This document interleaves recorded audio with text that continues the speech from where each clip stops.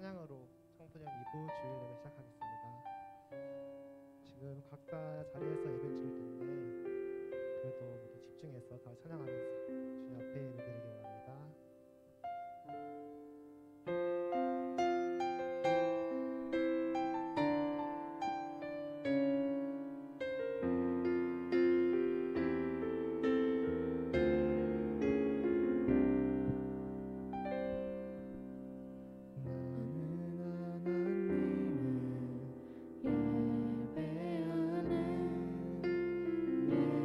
예배자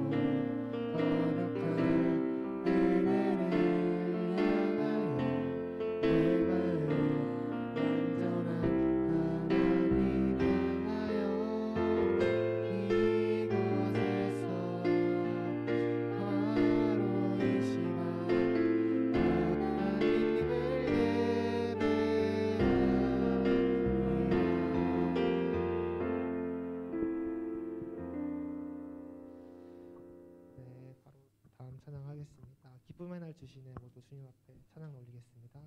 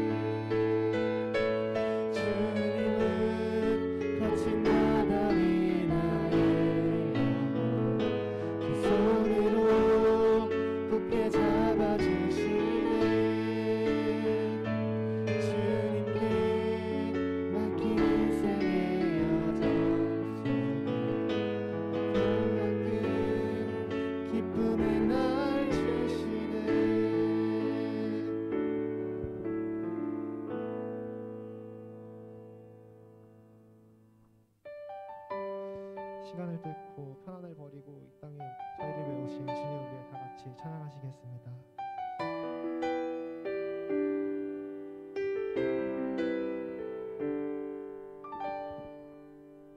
당신은 시간을 뚫고 이 땅 가운데 오셨네. 우리 없는 하늘 원치 않아 우리 삶에 오셨네. 자신의 편안 버리고 우리에게 평안 주셨네. 가장 낮은 자의 모습으로 우리 삶에 오셨네. 하나님 우리와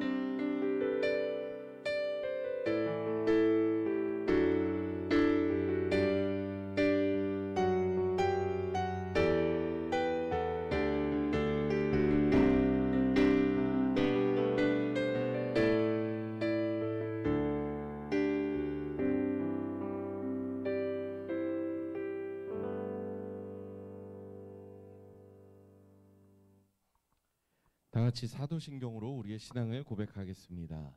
전능하사 천지를 만드신 하나님 아버지를 내가 믿사오며 그 외아들 우리 주 예수 그리스도를 믿사오니 이는 성령으로 잉태하사 동정녀 마리아에게 나시고 본디오 빌라도에게 고난을 받으사 십자가에 못 박혀 죽으시고 장사한 지 사흘 만에 죽은 자 가운데서 다시 살아나시며 하늘에 오르사 전능하신 하나님 우편에 앉아 계시다가 저리로서 산자와 죽은 자를 심판하러 오시리라.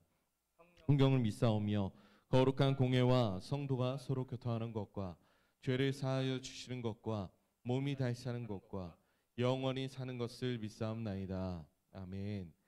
이 시간 예배를 위해서 민태구 선생님 기도하시겠습니다. 사랑과 은혜가 많으신 하나님 아버지, 오늘 주일 예배를 통하여 주님과 만날 수 있는 시간 허락하시니 감사드립니다. 건강히 주님 전에 나와 예배드릴 수 있고 감사할 수 있는 것이 주님의 은혜임을 새삼 깨닫게 되는 요즘입니다. 조금 잠잠해지던 코로나 확진자가 다시 많아지고 있습니다. 그로 인해 거리두기가 다시 높아지면서 재개되고자 했던 대면 예배들이 다시 멈추게 되었습니다. 그 속에 분명히 주님의 뜻이 있을 것인데 우리는 지쳐서 실망과 좌절이 먼저 생각날 때가 참 많은 것 같습니다. 그 가운데 우리 중등부 친구들도 안타깝게 이번 주에 시작되는 여름 집회를 못하게 되고 학교 생활 또한 온전히 마무리 짓지도 못한 채 방학을 맞이하게 됩니다. 주님, 그로 인해 우리 중등부 친구들이 낙심치 말게 하시고 주님과 멀어지는 경우가 생기지 않도록 두 손으로 꼭 붙들어 주시기 원합니다. 그래서 이런 가운데에서도 더욱더 주님을 느끼고 만남으로 살아서 역사하시는 하나님의 인재를 경험하게 하여 주시기를 원합니다. 더 나아가 우리 청소년 예보 친구들과 선생님들 모두를 위로해 주시고 함께 해 주셔서 주님 다시 나아갈 힘과 능력을 얻게 해 주시기 원합니다. 그 힘과 능력으로 가정에서 하나님의 사랑을 알아가게 하시고 교회에서 진정과 신령으로 예배할 때 자신을 향한 하나님의 계획을 발견하는 복을 주시옵소서. 주님의 역사하심과 도우심으로 주님의 나라가 이 땅 가운데 우리 청소년 이부를 통해서도 이루어지도록 주님의 쓰임을 받는 귀한 일꾼들이 되게 해주세요. 오늘도 말씀 전하는 서민호 목사님을 기억하셔서 성령의 능력으로 붙들어 주시고 전하여지는 주님의 그 귀한 말씀이 삶의 지혜가 돼서 성령의 인도함을 받는 시간이 되게 해주세요. 이 모든 말씀 우리를 언제나 사랑하시는 우리 주 예수 그리스도의 이름으로 기도합니다. 아멘. 아멘. 감사합니다. 네, 오늘 살펴보실 말씀은요. 지난주에 우리가 봤던 말씀이죠. 신약 성경 마태복음 1장 21절 말씀 보도록 하겠습니다.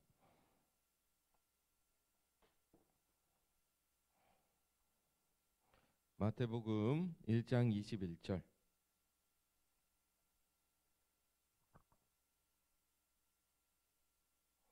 마태복음 1장 21절 말씀 다 같이 읽도록 하겠습니다. 시작.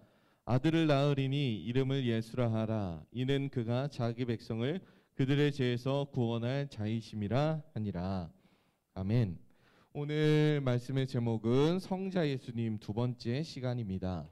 성자 예수님에 대한 고백 두 번째 시간. 네, 여러분 실시간 지금 예배 지금 15명 들어와 있어요. 우리 더 들어오면 좋을 것 같은데 중간중간에 여러분 메시지 하나씩 남겨주세요. 특별히 말씀 끝나고 잠시 동안 우리 그 유튜브로 실시간으로 잠깐 동안 서로 좀 약간 뭐 공과는 아니지만 좀 서로 소통이라도 조금 하고 그리고 좀 마무리하도록 하겠습니다. 네, 여러분 오늘은 어떤 말씀이냐면 사도신경의 오늘 이제 세 번째 문장이에요. 세 번째 문장. 사도신경의 우리가 네 번째 시간이죠. 세 번째 문장 뭐냐면 그 외아들 우리 주 예수 그리스도를 믿사오니 그 다음에 뭐죠? 이는 성령으로 잉태하사 동정녀 마리아에게 나시고라고 하는 부분이에요. 자, 이 땅에 예수님이 오셨습니다. 우리가 알고 있기로는 이런 모습이죠. 예수님이 이 땅에 오셨는데 어떤 모습으로 오셨을까요? 어떤 모습으로 오셨을까요? 바로 그 마구간의 말구유에서 계셨다. 왜냐하면 베들레헴에 호적을 하러 가야 되는데, 태어났다는 신고를 하러 가야 되는데 머물 곳이 없어서 베들레헴에 있는 한 작은 마구간에 있는 말구유. 구유라고 하면 이제 그런 뜻이죠. 말이 먹는 밥통이에요, 밥통. 밥통에서 예수님이 계셨다라고 하는 말을 우리가 많이 듣죠. 뭐 동방박사 세 사람도 찾아오고 뭐 이러저러 했지만, 정말 우리가 중요하게 생각해야 되는 것 중에 하나는 뭐냐면, 이 세상을 창조하신 하나님이 인간의 몸을 입고 이 땅에 오셨고, 그 오신 상황에서 어디에 계셨을까요? 말이 먹는 밥통에 있었다는 거죠.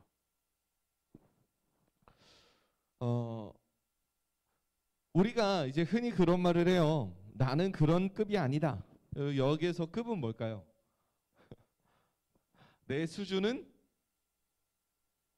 이러저러한 낮은 수준에 내가 처해 있을 사람이 아니다. 그런 얘기들을 해요.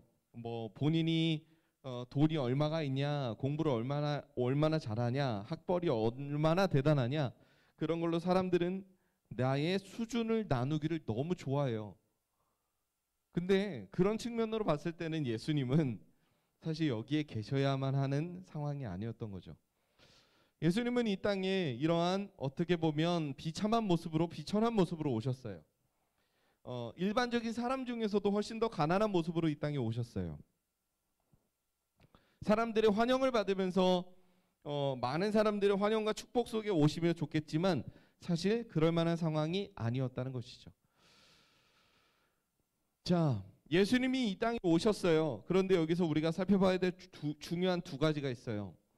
예수님은 아기 예수님으로서 저기 말이 먹는 밥통에 누워 계셨지만, 이 땅에 오신 예수님은 분명히 삼위일체 하나님이었다는 거예요.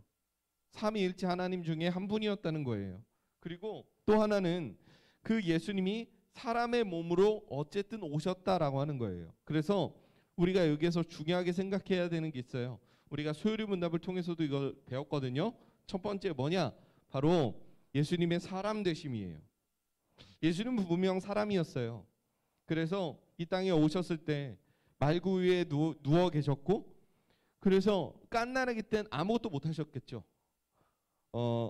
갓난아이가 태어나서 이게 눈에 초점을 맞추고 사물을 제대로 바라볼 수 있으려면 한 100일 정도는 지나야 된다 그러더라고요. 그리고 이게 그 아기가 하나 태어나서 그 고개 하나 딱 가누는 것도 되게 힘들어요. 그래서 아이를 안을 때는 너무나도 당연하고 중요하게 항상 갓난아기는 목을 받쳐줘야 돼요. 그렇지 않으면 목이 꺾여버리거든요. 그래서 예수님이라고 다르지 않았어요. 예수님이라고 태어나자마자 응애 안 하고 어머니 하지 않았어요. 그렇기 때문에 예수님은 이 땅에 오신 사람으로서 이 땅에 계셨다는 거, 그리고 또 우리가 부정할 수 없는 사실 하나는 하나님이셨다는 거예요. 예수님은 이 땅에 오셨지만 예수님의 오심은 그렇게 다른 사람들처럼 평범한 오심이 아니었어요. 일단 우리가 사도신경에서 고백하는 것처럼 성령으로 잉태되셨다라고 하는 거예요. 남자와 여자의 사랑의 결과물로서 아이가 태어난 것이 아니라 성령으로 잉태되어서 이 땅에 태어나신 분이 예수님이다라고 하는 거죠. 그래서 많은 동방박사 세 사람이 온 건 우연이 아니에요.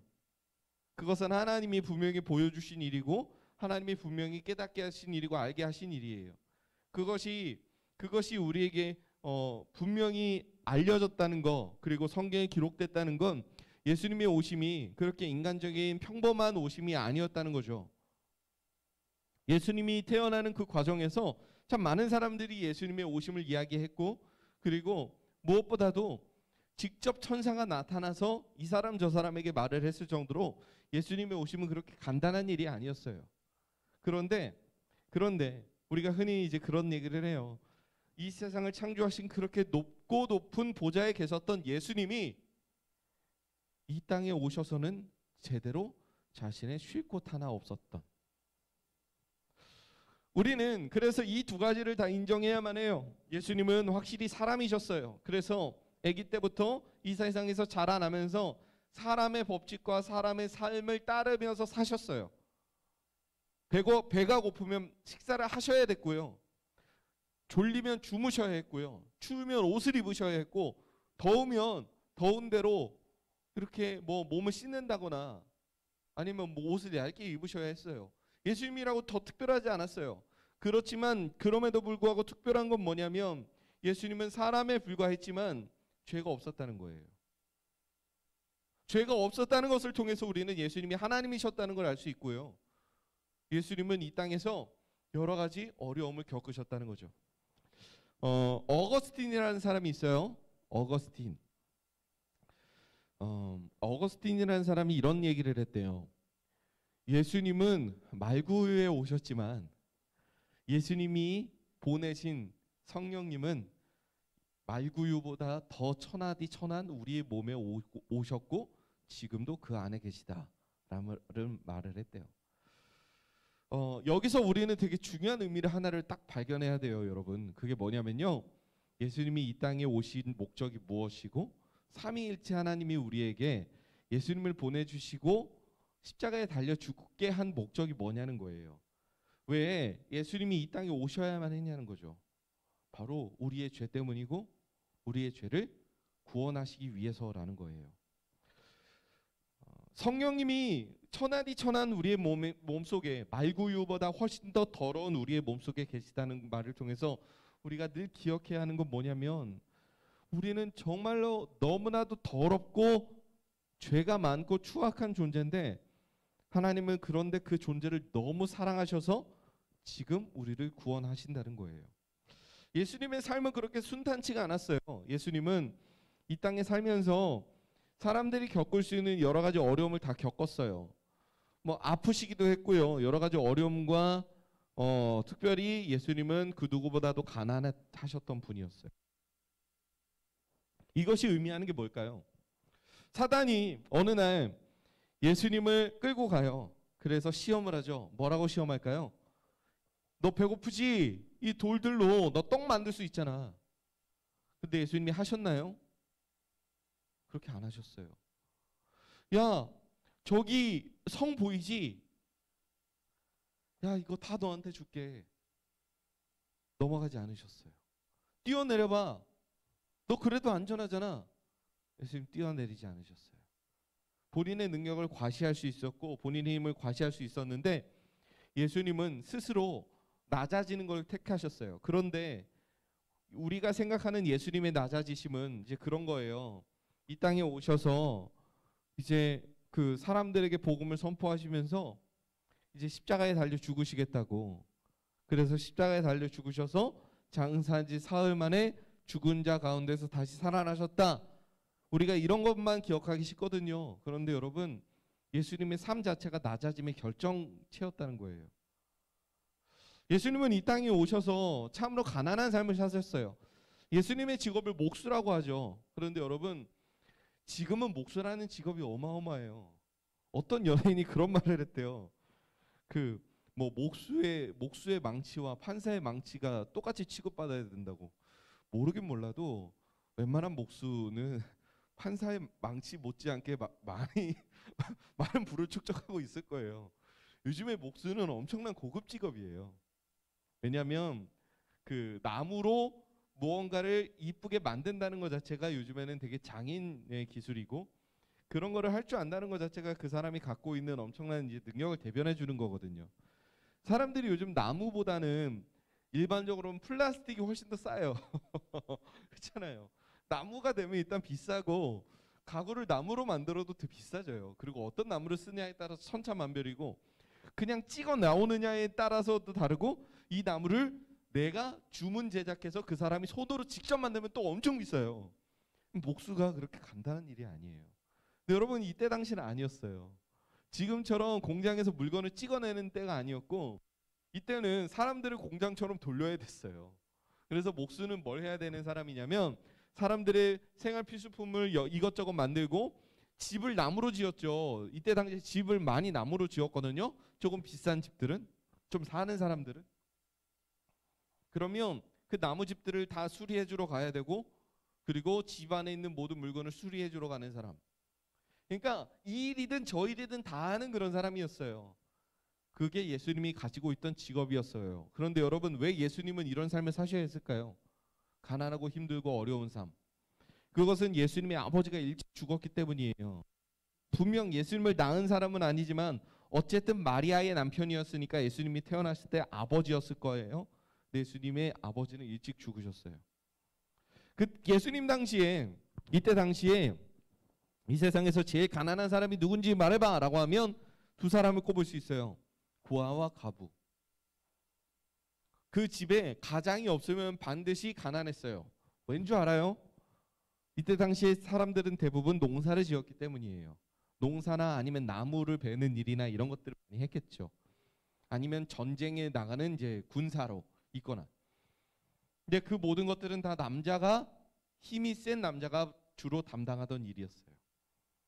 그래서 집안에 힘이 센 남자가 건강하게 있지 않는다면 그 집은 반드시 가난해졌다는 거예요.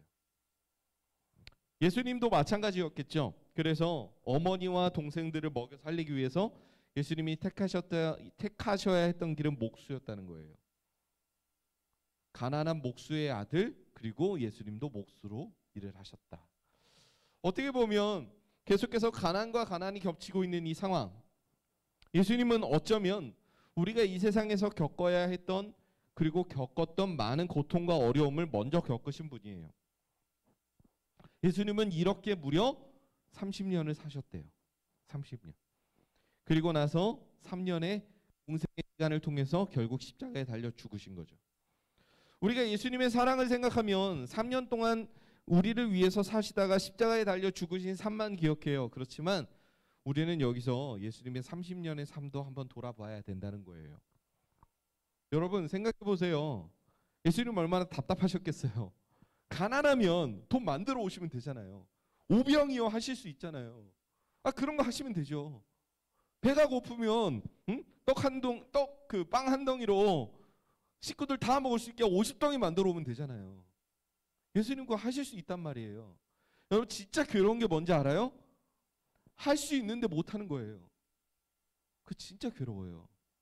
여러분, 그리고 우리는 때때로 요즘에 인터넷에도 내가 초능력을 갖고 싶다면 어떤 능력이 갖고 싶은가 이런 게 있어요. 근데 누군가는 그런 얘기도 하더라고요. 미래를 아는 능력. 물론 미래를 알면 그런 얘기도 하겠죠. 로또 번호도 알아서 이렇게 하고 그렇게 한다는 사람도 있을 거예요. 그런데 여러분 그게 그렇게 좋은 일이 아니에요. 그게 그렇게 좋은 일이 아니에요. 미래를 안다는 건 내가 그 미래를 바꿀 수 있으면 모르겠으나 미래를 먼저 안다는 건 굉장히 괴로운 일이에요. 좋은 일도 먼저 알고 내가 필요한 일도 알지만 내가 몰랐으면 하는 슬픈 일도 미리 안다는 거거든요. 근데 더 괴로운 게 뭔지 알아요? 미리 아는데 그걸 내가 못 바꿔. 얼마나 괴로워요. 그 사건이 결정적으로 나타났던 게 뭔지 알아요? 바로 나사로의 죽음이에요. 예수님은요, 나사로가 죽을 줄 알았어요. 그 나사로의 누나들이 누구죠? 마리아와 마르다죠. 예수님에게 사람을 보내요. 우리 오빠가 죽게 생겼다. 예수님이 부르는데도 계속 안 가요. 그러다가 어떻게 말씀하셨을까요? 이제 됐다 가자. 그 말이 뭐 말이냐면 이제 됐다 하실 때 나사로가 죽었어요. 그리고 나사로가 죽고 나서 가셨어요. 왜 그때 가셨을까요? 이유는 단순해요. 하나님이 그렇게 시키셨어요. 그렇게 가라고 하셨어요. 왜냐하면 그래야 되는 이유가 있었거든요. 그런데 예수님 입장에서 생각해 보자고요. 인간의 몸을 입고 있는 그 상태에서 내가 사랑하는 저 사람을 죽는다는 걸 아는데 내가 죽기 전에 저 사람들의 마음도 어루만지면서 충분히 고칠 수 있는데 못 가는 거예요. 그게 정말 괴롭거든요. 예수님의 3년 동안의 짧은 삶 속에서 그런 모습만 몇 번 보여줬지만 예수님은 30년 동안 그렇게 사셨어요. 너무 괴롭지 않았을까요? 예수님의 육신의 아버지가 죽을 때 예수님 그거 못 막았을까요? 아니요, 막을 수 있었을걸요? 예수님의 능력이라면. 예수님은 죽은 자도 살리실 수 있고 없는 것을 있는 것으로 만드실 수 있는 창조의 하나님이잖아요. 그런데 그렇게 안 하셨어요. 30년 동안 그렇게 사셨다는 거죠. 이 땅 가운데서 어쩌면 우리보다 훨씬 더 더한 고통과 아픔 가운데 살아가셨던 예수님. 예수님의 그 30년과 이후에 있을 십자가에 달려 죽으시기 위한 3년이 말해주는 게 뭘까요? 여러분, 저는 여러분이 이제 그런 거 있어요. 제가 앞에서 여러분에게 이걸 해야 됩니다, 저걸 해야 됩니다라고 말하면 어떤 면에서는 여러분은 목사님은 목사님이니까요라고 하는 느낌이 들 수 있어요. 그렇죠? 목사님은 목사님이니까 그런 얘기를 할 수 있죠라고 생각할 수 있단 말이에요. 하루에 10분 꼭 말씀 보라고 말하면 그건 목사님이니까 하는 말이라고 어떻게 보면 조금 비현실적으로 받아들일 수 있어요. 그런데 여러분, 지금 여러분의 나이 속에서 여러분이 제일 잘 따르는 사람이 누군지 알아요?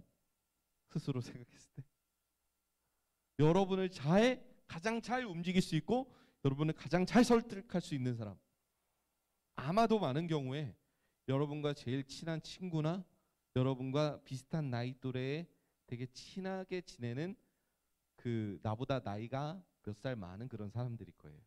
그렇죠? 어찌 보면 지금 여러분의 때는 부모님의 말보다는 친구들의 말을 더 이렇게 귀 기울여 들을지도 모르겠어요.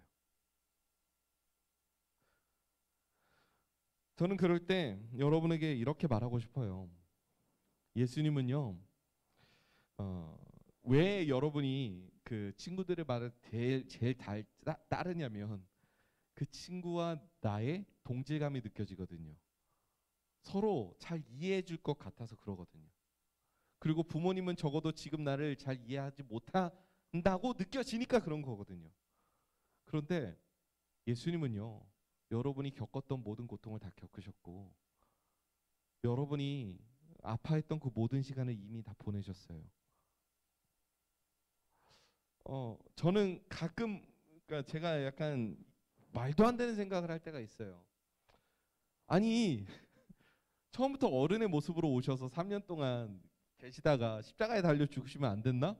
아담도 어른 모습으로 왔는데 그런데 왜 굳이 아기의 모습으로 아기로 태어나서 그렇게 33년을 살다가 가셨을까요? 그 30년의 시간 동안 저는 그렇게 말씀하시는 게 느껴지는 거예요. 내가 너의 삶을 안다고. 내가 그걸 알기 위해서 이 시간을 지금 다 지나고 있다고. 여러분에게 하나님이 멀리 계신 분이 아니었으면 좋겠어요. 저는 여러분에게 하나님이 너무 멀리 떨어져 있는 분이 아니었으면 좋겠어요. 하나님은 원하는 거, 갖고 싶은 거 다 마음대로 가질 수 있지가 아니라 예수님은 그 모든 걸 포기한 채로 여러분과 같은 삶을 사셨어요. 사실 예수님은 알거든요. 여러분이 어떤 마음인지. 근데 중요한 게 뭔지 알아요? 예수님은 다 아시는데 우리가 그게 느껴지지 않으면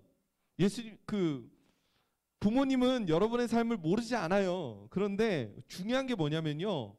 여러분이 우리 엄마가, 우리 아빠가 나의 삶을 진짜 아는구나라는 확신이 없으면 그 얘기가 귀에 안 들어온다는 거예요.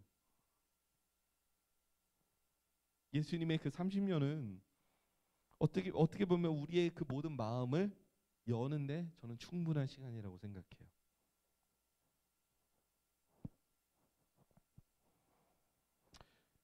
여러분의 삶 속에서 예수님과 친구가 되어서 살아간다는 거, 하나님과 친밀하게 살아간다는 게 그런 의미였으면 좋겠어요. 막 부담스럽고 막 싫고 그런 게 아니라 나의 모든 것을 다 아시고 그런데 아는데 나를 째려보고 노려보는 하나님이 아니라 나의 모든 것을 정말로 다 이해해 주시는 분. 나의 모든 것을 다 공감하실 수 있는 분. 여러분에게 하나님이 그런 존재였으면 좋겠어요.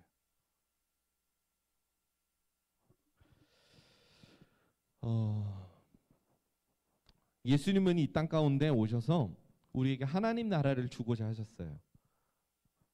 처음부터 예수님이 공생애를 시작하면서 예수님이 하셨던 말, 회개하라, 천국이 가까이 왔다. 근데 그 천국이라는 말은 하나님 나라예요. 천국이라는 말은 사실 마태복음에만 있어요.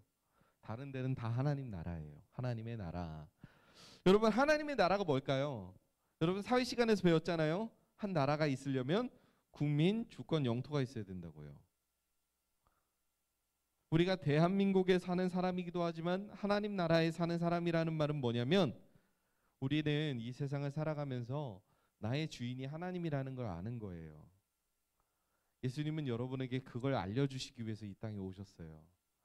예수님이 살아내셨던 30년의 그 사생애라는 시간 속에서 예수님이 보여주신 건 나의 주인이 하나님이다. 이렇게 가난하고 이렇게 힘들게 살아왔는데 결국 하나님이 뜻하신 걸 난 다 이루고 간다라는 거예요. 저는 여러분에게 늘 말해요. 다른 사람들이 여러분을 우러러볼 만큼 멋진 삶을 살지 않아도 괜찮다고. 그게 중요한 게 아니라고요. 물론 우리의 마음의 욕심은 그게 있죠. 다른 사람이 나를 우러러보면 얼마나 신나는데요. 얼마나 우쭐해지고 얼마나 좋은데요. 그런데 하나님이 그걸 원하지 않으세요. 그렇게 된 여러분을 사랑하는 게 아니라 지금 어떻게 보면 아무것도 완성되지 않은 여러분을 이미 사랑하신 거예요. 하나님은. 예수님의 모든 삶은 그걸 알려주시기 위한 삶이고요. 그런 여러분을 예수님은 끌어안으시기 위해서 이 땅에 오셨다는 거예요. 저는 여러분이 하나님의 그 사랑을 받아 누렸으면 좋겠어요. 여러분에게 야, 일 더 해라, 헌금 많이 해라, 뭐 이런 식으로 말씀하시는 하나님이 아니라 그저 여러분의 이야기를 듣고 싶어 하시는 친밀한 하나님으로 여러분들이 늘 생각했으면 좋겠어요. 이 땅에 왜 오셔야만 했을까? 왜 약하고 약한 인간의 몸을 입고 오셔서 갓난아기 때부터 그렇게 살아오셨을까? 그 모든 시간들이 다 여러분들을, 우리를 위한 사랑이었다는 걸 여러분들이 꼭 기억할 수 있었으면 좋겠습니다. 네, 여러분 채팅 남겨주세요. 채팅 남겨주세요. 지금부터 누가 예배를 드리고 있는지 조금 알고 싶어요. 여러분들을 옥죄려는 건 아니고 혹시나 예배 안 드린 친구 있으면 제가 전화해서 늦었더라도 예배 꼭 드리라고 제가 얘기라도 좀 해주게요. 여러분, 이 채팅 하나 꼭 남겨주세요.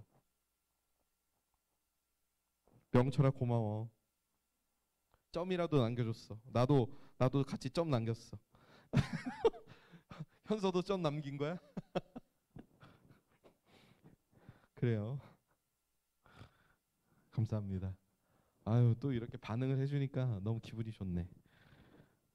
어유, 그래. 태규야 고마워. 태규는 그래. 태규는 심지어 이름까지 써줬어. 예. 그리고 또 누가 있을까요?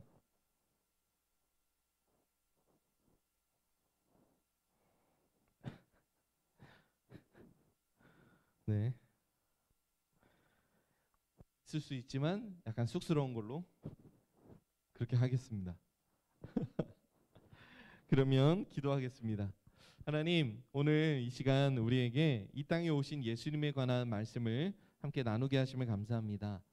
우리의 모든 삶을 공감하시고 다 이해하시기 위해서 이 땅에 오신 예수님, 어쩌면 조금 더 쉬운 길을 택하실 수 있었지만 어쩌면 조금 더 편안한 길을 택하실 수 있었지만 굳이 가장 어려운 길을 택하셔서 우리의 모든 것을 이해하실 수 있다는 것을 우리에게 보여주신 예수님의 그 사랑을 우리가 늘 기억합니다. 하나님의 은혜를 우리에게 주시고 하나님의 사랑을 주셔서 우리 모든 친구들의 삶이 그런 하나님과 친밀한 삶이 되기를 원합니다. 남들이 우러러볼 만한 훌륭한 위치, 높은 위치를 사모하는 그런 삶이 아니라 하나님이 무엇을 원하실까를 가장 먼저 귀 기울일 수 있는 그런 삶을 살 수 있도록 늘 함께해 주시고, 그래서 사람들이 기뻐할 만한 삶이 아닌 하나님이 기뻐하실 만한 삶을 살아내는 우리 모든 친구들이 되게 도와주세요. 우러러보지 않아도 너무나도 낮고 낮은 자리에 있더라도 하나님의 깊은 사랑으로 충만하다면 그것으로 충분한 우리가 되기를 원합니다. 하나님 늘 함께 해주세요. 이 시간 하나님께 감사한 마음으로 헌금 드린 친구들이 있습니다. 하나님의 사랑을 늘 기억하며 하나님께 나아가고자 하는 우리 모든 친구들의 마음 받아주시고, 무엇보다도 하나님이 우리 모든 친구들과 늘 한순간도 빼놓지 않고 함께 하신다는 것을 우리 친구들이 믿음으로 고백할 수 있도록 도와주세요. 감사합니다. 예수님의 이름으로 기도드립니다. 아멘. 우리 구주 예수 그리스도의 은혜와 하나님의 사랑과 성령님의 교통하심이 이 땅에, 낮고 낮은 이 땅에 인간의 몸을 입고 오신 예수님의 그 사랑을 기억하며 결국 십자가를 통해서 우리의 모든 죄를 다 용서하시기 위해서 이 땅에 오신 예수님의 사랑이 우리의 삶 속에 늘 기억나게 하시며 그 사랑을 힘입어 앞으로의 삶을 하나님이 기뻐하시는 뜻 가운데 하나님을 왕으로 삼고 살아가기를 원하는 여기에 모인, 그리고 영상으로 예배드리는 모든 주의 자녀들과 영원토록 함께 있을지어다. 아멘.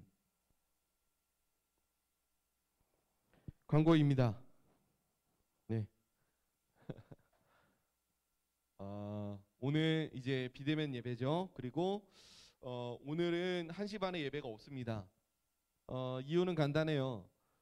비대면의 상황에서는 여러분 11시 예배 드릴 수 있어요. 저는 여러분이 1시 반, 11시 이렇게 예배가 있다는 사실이 내가 푹 자고 그냥 1시 반에 예배 드리지, 아침에 일어나서 몇 시에 드릴지 선택하는 그런 삶이 안 됐으면 좋겠어요. 그거는 올바른 예배의 태도가 아니에요. 피치 못할 사정이 있어서 1시 반에 드리는 거는 문제가 안 돼요. 그렇지만 좀 자다가 피곤한데 그냥 점심 먹고 대충 그냥 1시 반에 예배 드리지는 틀린 거예요. 그거는 틀린 거예요. 우리가 1시 반 예배를 만든 이유와 목적은 그거예요. 여러분이 이 본당에서, 현장에서 다 예배 드릴 수 있도록 여러분에게 좀 인원 제한을 해서 최대한 많이 올 수 있도록, 그래서 최대한 현장에서 함께 예배 드리자는 그런 목적과 의지였어요. 그래서 점점 이 목적이 퇴색될 수 있다는 생각이 들고, 또 그 하루 종일 함께 하시는 선생님들도 지금 그러면 이제 중간에 식사를 해야 되는데 우리가 이런 시간인 만큼 조금 더 조심을 하자라는 이유로 이 시간 우리가 좀 이렇게 하게 됐습니다. 그래서 여러분 11시에 우리가 집중해서 예배 드리고요. 앞으로도 원칙은 똑같이 이렇게 가져가겠습니다. 완전 비대면 예배라면 11시에만 예배를 드리고, 현장에 나와서 여러분이 예배를 드릴 수 있다면 11시, 1시 반 이렇게 드리도록 하겠습니다. 여러분 꼭 기억해 주시고 그렇게 드린다는 거 기억해 주시면 감사하겠습니다. 네, 그러면 우리 어제 우리 이렇게 그 마카롱 받은 친구들 있죠. 네, 맛있었나요? 맛있었어? 탐탁지 않지만 맛있었다는 거지. 네, 그거는 이제 다음 주에도 이어집니다. 그래서 그 이제 돌아오는 토요일에 또 이제 마카롱 받는 친구들이 있을 거예요. 같이 준비해서 선생님이랑 일정을 잘 잡아주세요. 그리고 너무 늦은 시간으로 하면 서로가 힘들어요. 그리고 잘 알겠지만 6시가 넘어가면 우리가 찾아갈 수가 없어요. 찾아갈 수가 없어요. 진짜 불가능해요. 그래서 여러분 최대한 좀 일찍 좀 시간을 잡아주면 좋을 것 같아요. 차라리 저는 오전 11시에 가능해요가 나아요. 차라리 그게 나아요. 12시 전이 좋아요가 나아요. 여러분 꼭 그렇게 같이 해주시면 감사하겠습니다. 네, 그러면 부장 선생님, 네, 광고 말씀 읽겠습니다.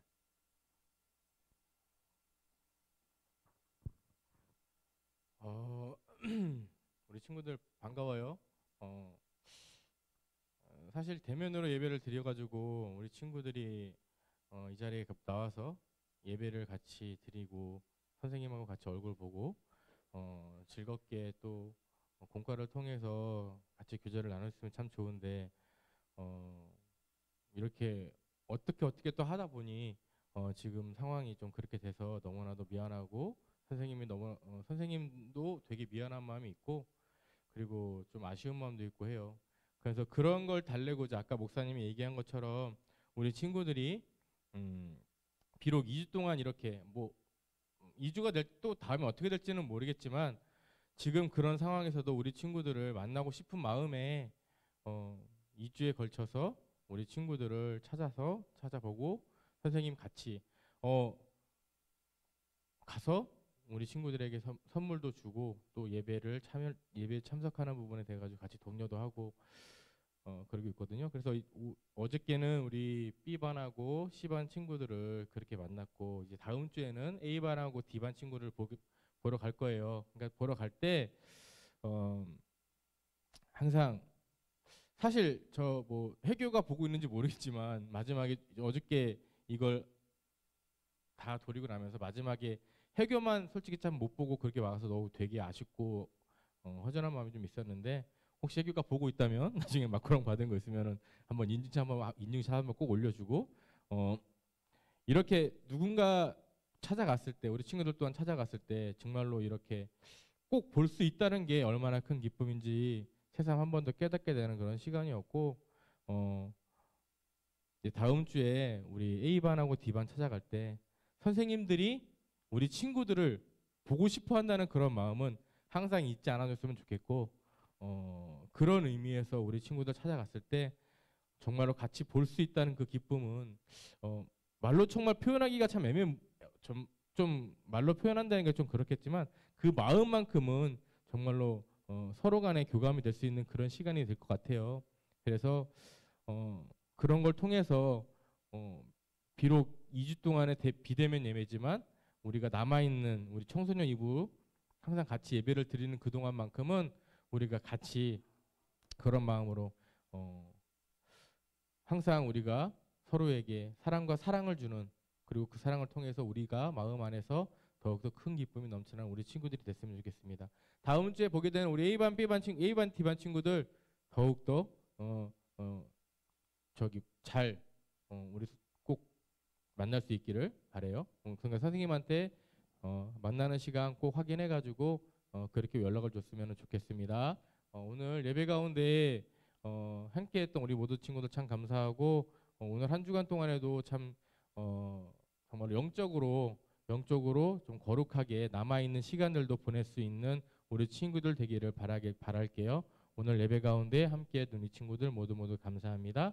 오늘 예배 여기서 다 마치겠습니다. 감사합니다.